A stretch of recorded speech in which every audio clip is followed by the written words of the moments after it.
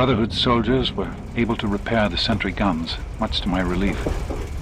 I know Madison isn't comfortable having them here, but there's no denying that we'd be lost without them. What else do you want from me? We're still waiting on the full analysis of the last 3 small-scale purification tests. Catherine hasn't been feeling well. I'm looking for trouble, down our Baker. research. I don't tell that it's bothering some of the others.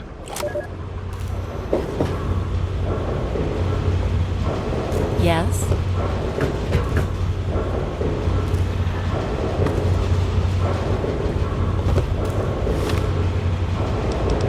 Well, there's no more mystery behind Catherine's health problems. The news of her pregnancy has lifted the spirits of everyone here and given us a renewed interest in making the purifier work. We now have a future generation to provide for. The latest tests show that our methods are horribly inefficient, but I think we're on the right track. Catherine refuses to rest. She insists on spending all day in the lab. I've never seen her more driven. She's determined to resolve the power problems before the baby is born. I've tried to reason with her, but it's no use.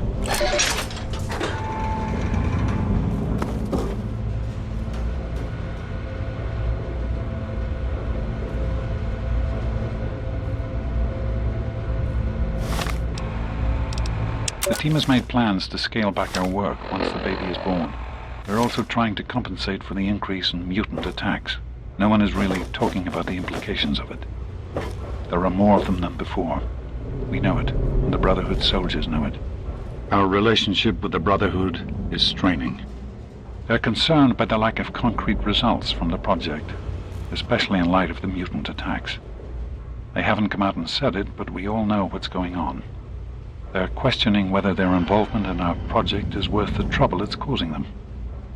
They lost 2 good men this week, with 3 more injured. Welcome to the Capital Preservation Society. Quite an impressive collection, isn't it? Well, don't be shy. Have a look around. Abraham Washington's the name. Curator of this little slice of American history.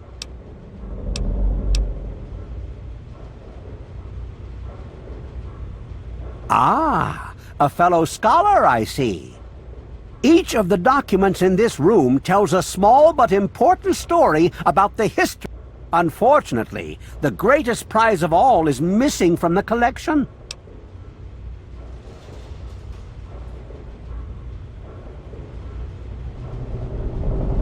In 1776, the Second Judgmental Congress got together and adopted a document drafted by none other than Thomas Jefferson himself. It was the day the United States of America earned its name and secured its place in history. This magnificent achievement took form in the Declaration of Independence.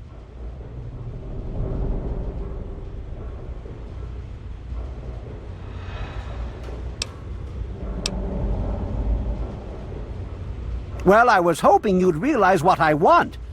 I want you to get the Declaration for me. The Declaration would tie this collection of documents together so well and give it the patriotic meaning it deserves. If you can find it for me, I'd be sure to make it worth your while.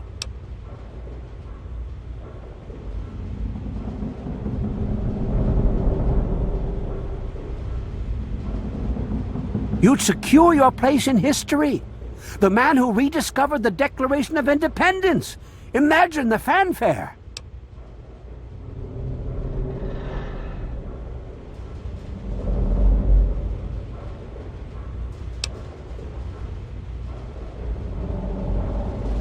Sorry, my mind tends to wander. I will see to it that you receive a worthwhile trade. I have in my possession the only known schematic for the creation of something called the railway rifle. Bring me the Declaration, and it's yours.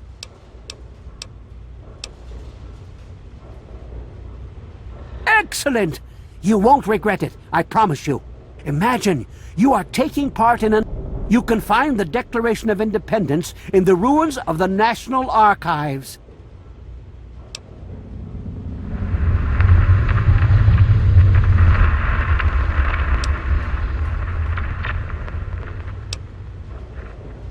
Please ask then.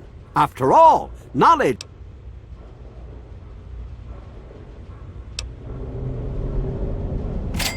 Well, this is quite embarrassing. I sent someone like yourself after the declaration. She did some of the research for me, but I wouldn't worry about it. Many have died for causes far less grand than what you're up.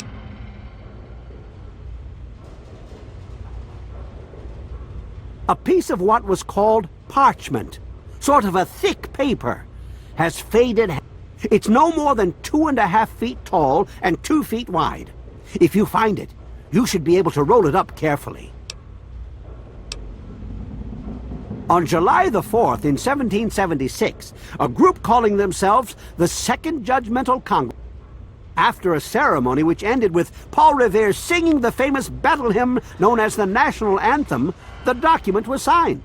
From there, it was sent to England by plane, presumably, and presented to King George himself. Thus began the Evolutionary War.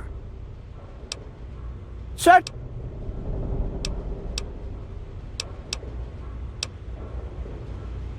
In the D.C. ruins, you'll find the National Archives, or what's left of it. The building should contain the document in a protective glass case. Be careful. Here, let me pinpoint its location for you.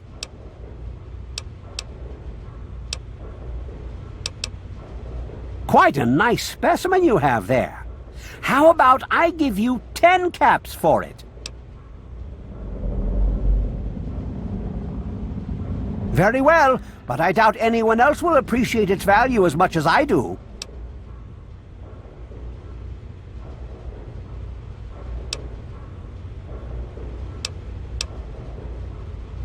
Quite.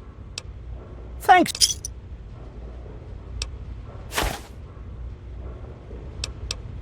Be careful.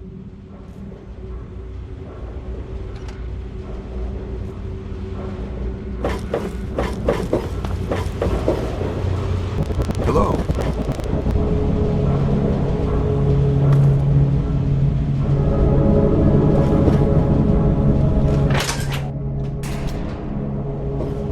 What do you have? I'll say when I've had enough. You aren't my mother, Belle, so fuck off. Hey there.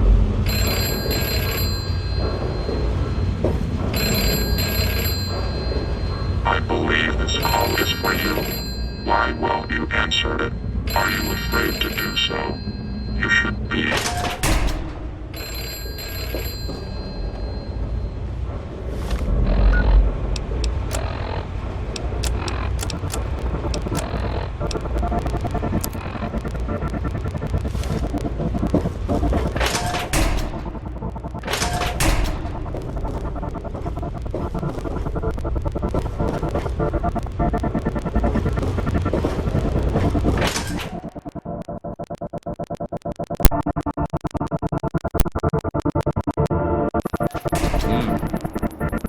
Have you seen my... We haven't met. I'm Bannon, proprietor of Potomac Attire and city council member. You should stop by my shop. What you're wearing is dreadful.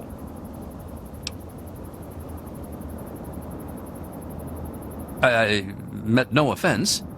I was merely trying to encourage you to shop at Potomac Attire. I'm sure you would find something there. Now, there's a name I haven't heard in a while.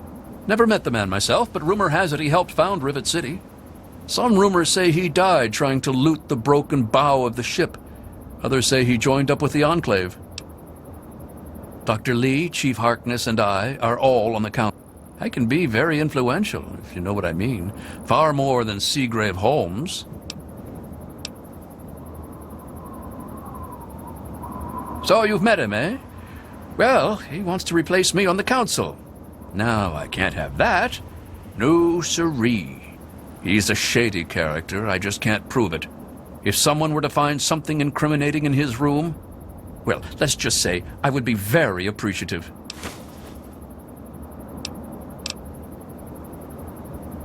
I'll...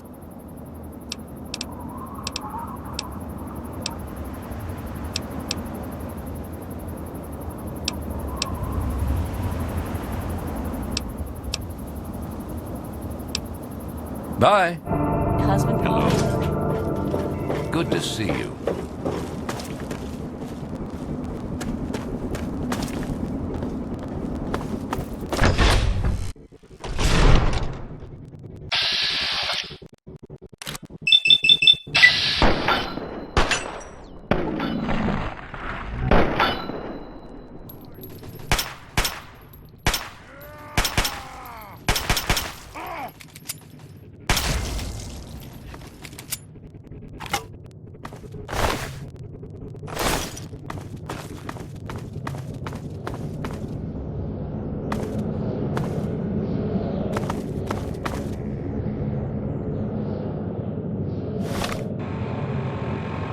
Dreams are the key to our existence.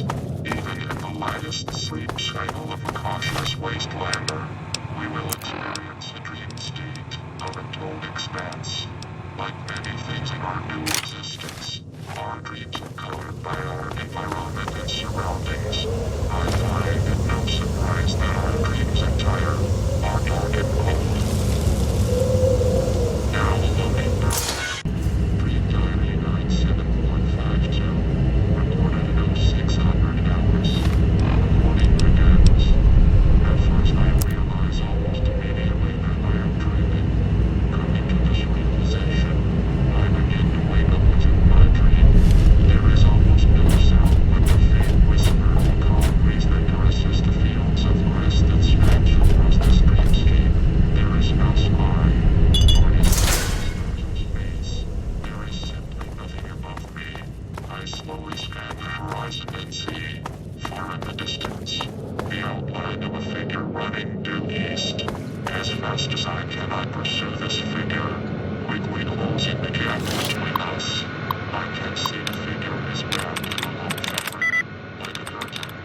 Suddenly, I can hear the voice of the Creator. He yells from the nothing, where the heavens should be, and he condemns me for my actions.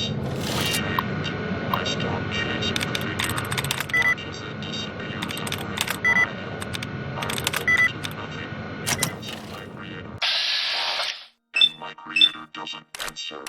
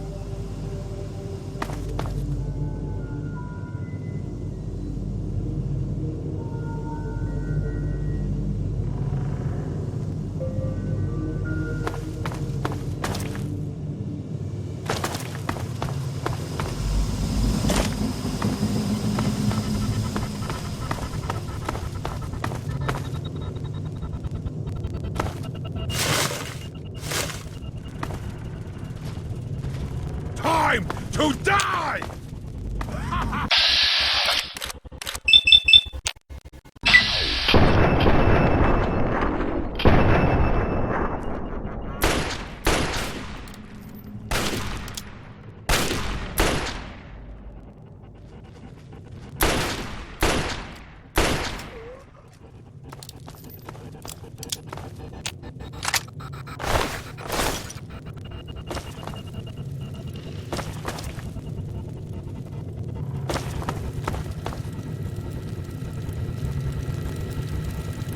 Game's over!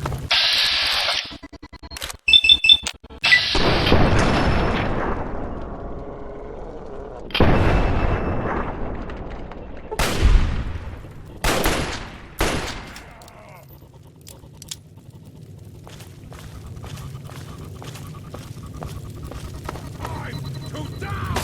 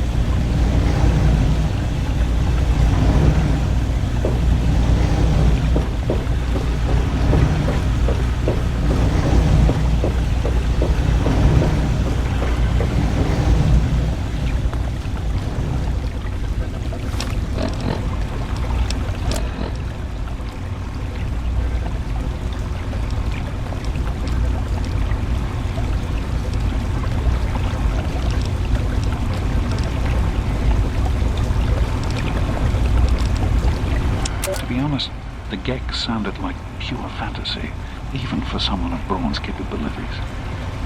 It was nothing short of a miracle. A terraforming module capable of producing life from complete lifelessness. But not only was this thing a reality, it was actually distributed to several vaults to be used after an atomic war. Vault 101 was, sadly, not on that list. I did some digging and discovered Braun's name on the reservation list for a Vault 112. And no slouch, but this man, he could have easily succeeded where I failed. Does his collected knowledge remain within the halls of Vault 112? Journals, holotapes, computer records, maybe even experiments. If I could gain access to just a fraction of Braun's genius, Project Purity would become a reality. I'm off to Vault 112 to search for anything of Braun's that might help me get this purifier up and running. All I know is that it's west of some place called Evergreen Mills, and it's well hidden in some sort of garage. But I'll find it. I have to. It's so close. But that's the story of Project Purity, isn't it? An eternity of almost theirs. Let's see if Braun has the missing puzzle piece.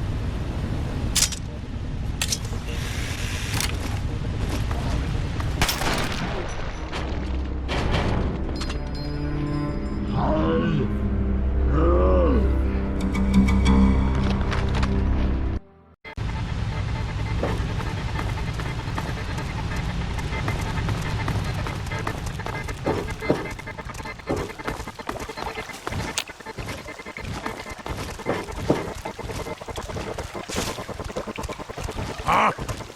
A noise!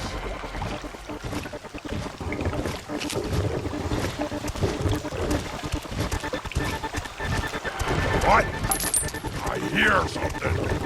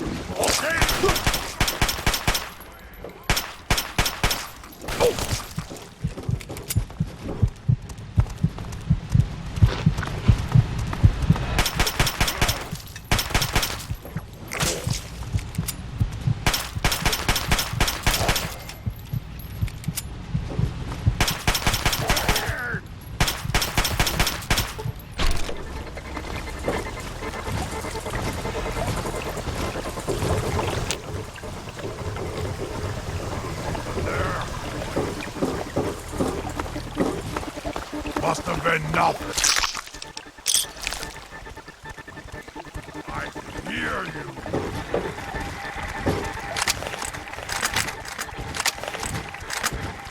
Found you! No, little baby scared.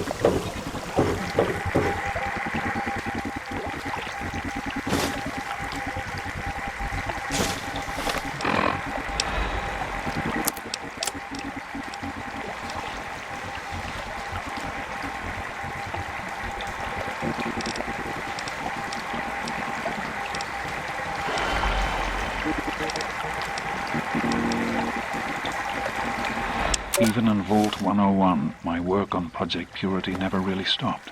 Soon after we arrived, my nightly routine included sneaking into the restricted areas, searching for, I don't know, whatever I could find. It was a Vault-Tec facility, after all. The place was built with some of the most advanced technology this country had ever developed.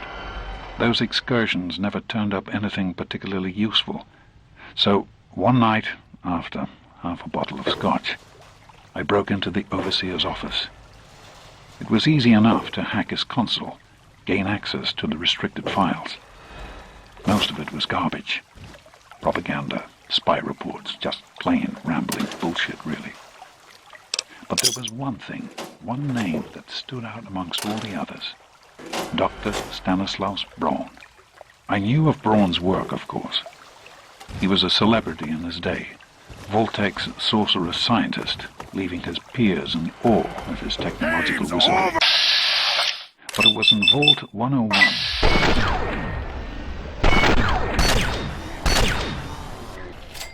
I first learned of Braun's involvement in Vault-Tec's social preservation program and his work on something called GEC, the Garden of Eden Creation Kit.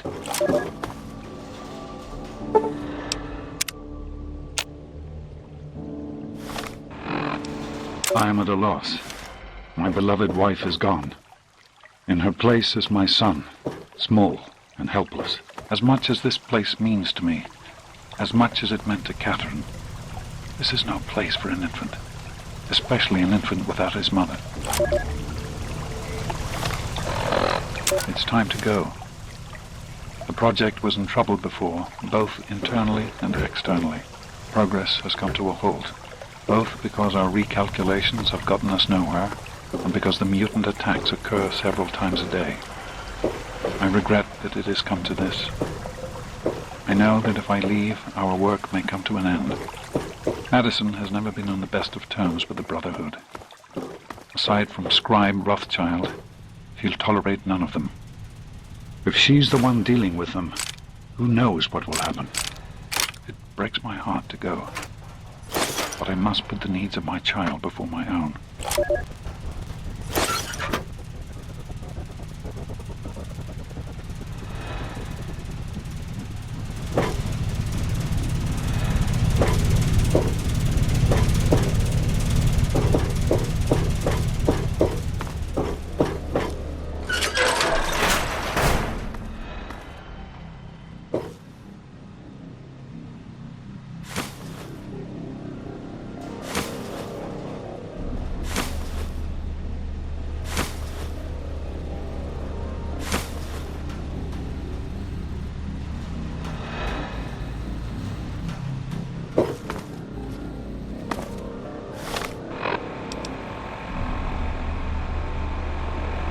Well, here we are again. Project Purity and me. It's been close to 20 years since my last entry, since I left all of this behind to make a life for my son. We've spent that time in the world tucked away from the rest of the world. It wasn't perfect, but it was safe, and that's all I could have hoped for. Now my son is a grown man, handsome, intelligent, confident, just like his old man. And as hard as it was to admit it, he doesn't need his daddy anymore.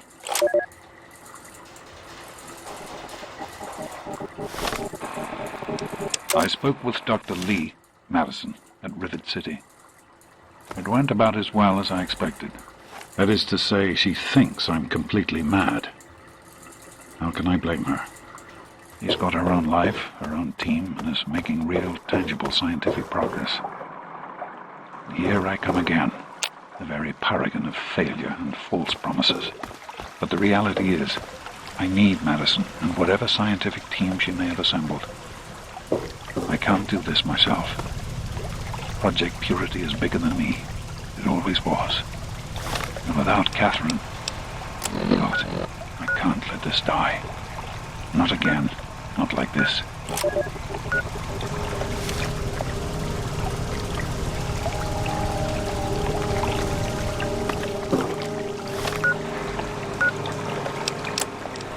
So, here I am, back where it all began.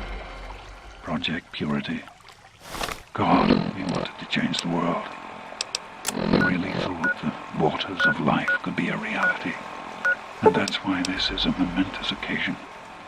Because even after 19 years, I still believe it. Project Purity can and will be operational. This is just the beginning.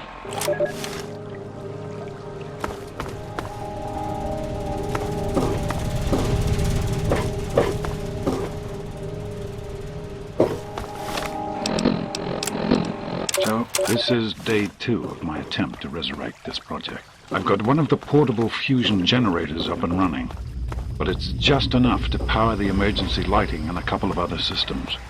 It will serve for now, but I need help powering up the mainframe. Time to visit Madison at Rivet City.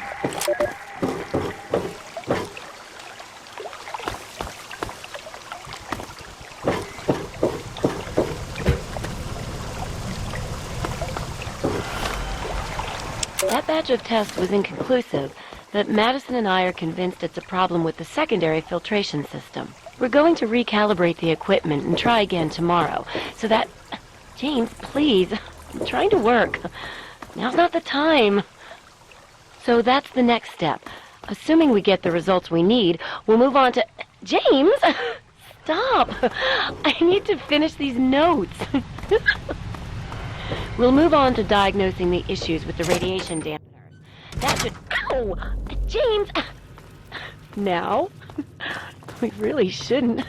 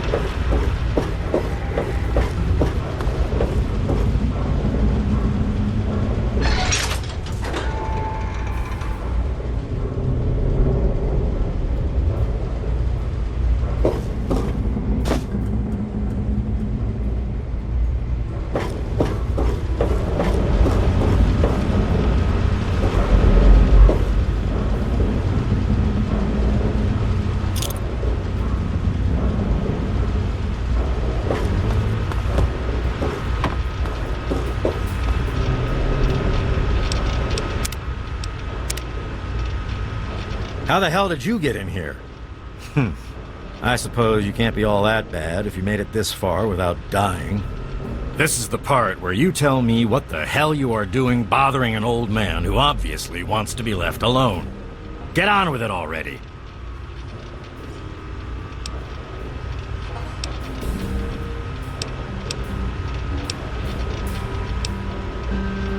I live here. It's where I do my work, and it's far away from Dr. Lee and all those other monkeys dressed up like scientists. You made it past my defenses, which proves you aren't a dummy. And you haven't killed me. So I suppose you aren't here to do that. I suppose you can hang around if you want. Just don't touch anything. The seek? Well, if you must know, I'm an electrician and computer expert. And I'm a bit of a surgeon. Really, the most gifted scientist. I'm the guy that got Rivet City up and running in the first place. And after all that, Lee and her gang of flunkies pushed me out. Ha! Project Purity, indeed. But a bunch of morons. They can't even clean some water. What are you talking about, boy? I don't know anything about any of that. And, what did you call it? An android?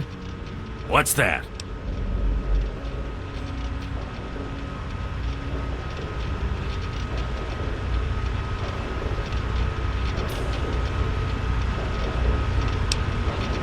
Fine, whatever. This android calls himself Harkness now. Comes in and wants a memory job. I took new memories and replaced his old ones. Don't believe anyone's done that before. Certainly not down here. That Commonwealth tech isn't all that fancy when it comes down to it.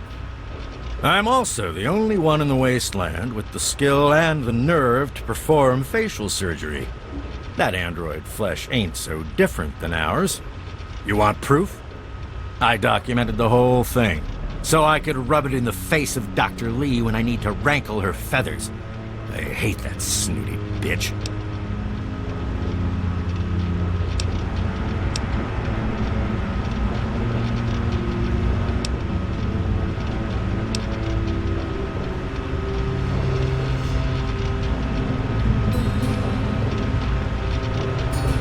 Well, she's got nothing to do with anything except ruining my whole goddamn life.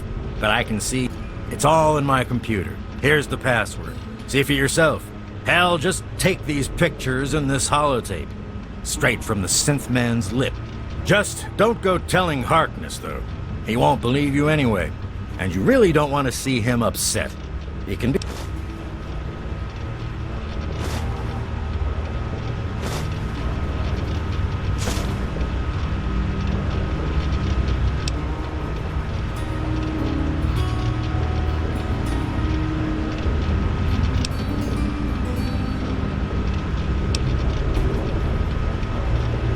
Oh, all right. So maybe I didn't wipe his mind like he asked, but I buried it deep. Almost as good, really. But it's still there. Still accessible. All you need to do is use the recall code. Just say to him, activate A321 recall code Violet, and that will activate the hidden subroutines.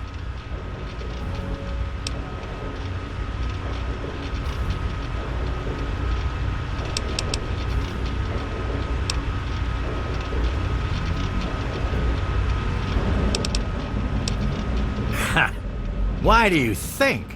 I wanted to crack. There's stuff in there I'd only heard about, and even then I didn't believe it. I can see why that Zimmer feller wanted him. Bunch of bleeding heart morons, if you ask me. They're going to get themselves killed one of these days. And for what? Machine liberation? But they have brought me some really interesting tech over the years, so I guess they're okay. And that android, he was the chance of a lifetime. Most of it's blasted nothing, just like here. But there's talk, rumors mostly, about a place called the Institute. That's where Zimmer and that android came from. God knows what else they got going on in there, but it puts our tech to shame.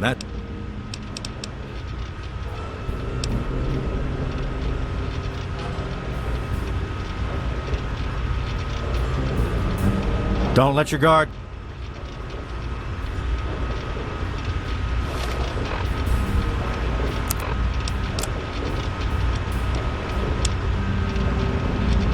My designation is A3-21.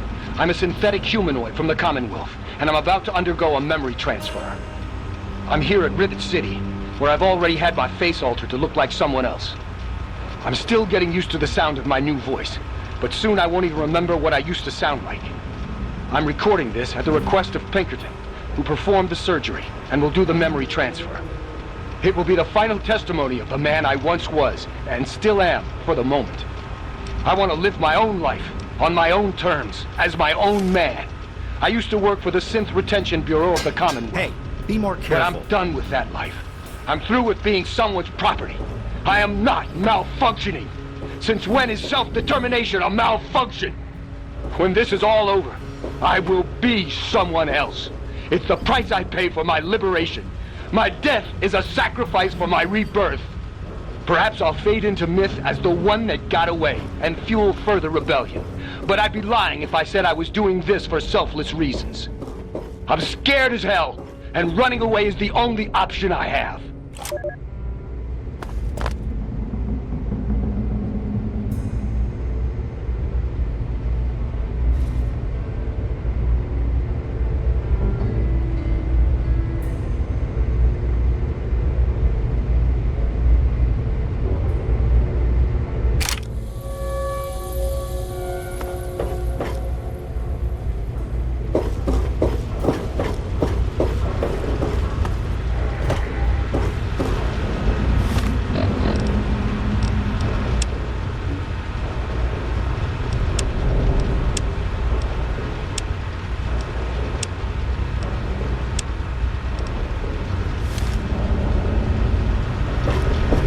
Hey there. Stay sharp. Don't...